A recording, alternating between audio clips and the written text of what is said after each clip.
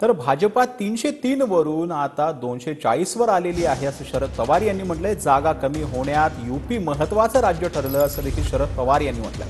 राम मंदिराच्या नावावर मतं मागितली, लोकांनी वेगळा निकाल दिला असं वक्तव्य देखील शरद पवार यांनी केलं।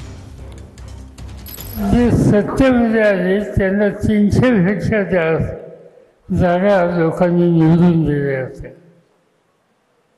यंदाच्या वर्षी त्या 300चा आकडा 240 वर आला आणि त्या कमी झाल्या। त्याच्यामध्ये उत्तर प्रदेश हे अत्यंत महत्त्वाचं राज्य आहे। मला निवडणुकीच्या आधी असं वाटायचं रामाचं मंदिर झालं हा निवडणुकीचा प्रचाराचा मुद्दा असेल, पण आपल्या देशाचे लोक नव्हते समंजस आहेत। मंदिराच्या नावानं तुम्ही मतं मागता म्हणल्याच्या नंतर लोकांनी काहीतरी वेगळा निकाल घेतला आणि हे मंदिर अयोध्यात बांधलं।